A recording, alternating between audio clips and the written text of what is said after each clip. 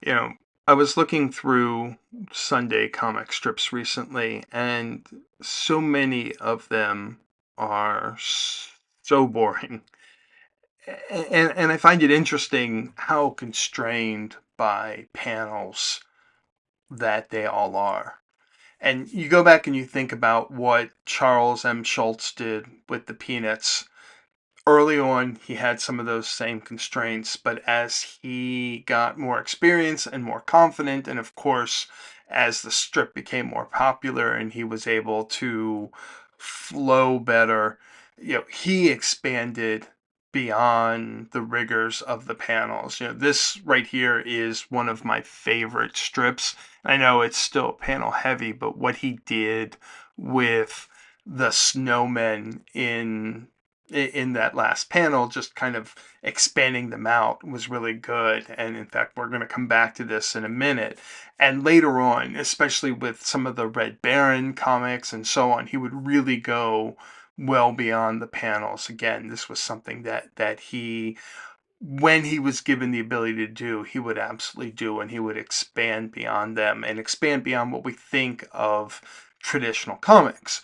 But of course, the one artist that most of us know today is Bill Watterson and Calvin and Hobbes, and what Calvin and Hobbes did with panels and ignoring panels and just making his Sunday strips especially into works of art is incredible and something we just don't see in papers. Part of that is because the nature of the profession has changed, where at one point being a syndicated cartoonist was the top of the professions. You could make a very, very good living doing that. Now it requires not just being a syndicated cartoonist, but also merchandising and so on. I love this particular panel or this particular strip because Bill Watterson has often said that Charles Schulz was one of his inspirations, and the playing with the snowmen is a direct homage to Schulz and the Peanuts. But another one of his inspirations, and in fact, Schultz's inspirations, Will Eisner's inspirations, and so many cartoonists, is George Herriman and the Krazy Kat strip. The Krazy Kat strip ran from 1913 to 1944, but really the Sunday strips are the ones that inspired so many people because Herriman had a way of just completely ignoring panels and doing things that were works of art that new artists wanted to emulate. In fact, his Sunday strips were so strange when they were first released that they often didn't know where to put them. They would put them in the art section because it didn't feel like a comic. It was so well done.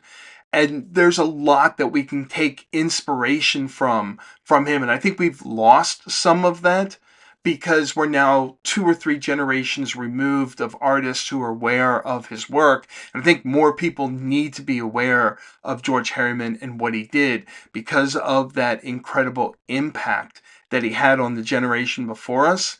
And going back and studying the way that he used motion, the way that he would again ignore panels or bring them in when necessary, but could tell whole stories without having to use panels and in or using them as a way of telling time or telling distance or whatever. It's really inspirational to see how inventive he was back in 1922, 1923, in black and white, in color, whatever it was, he could tell a story in a way that nobody else could. And I think still very few artists could, just with the placement of the panels. Yes, he told good stories. His words and lettering were really well done, but it's the placement of the panels and the way that he distributed the art throughout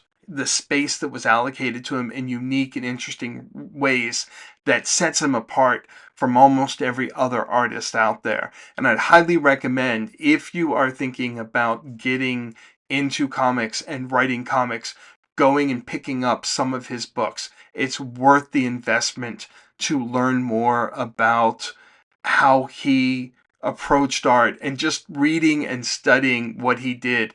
You can pick up so much from that, and really, it's an inspiration. So thank you all for watching.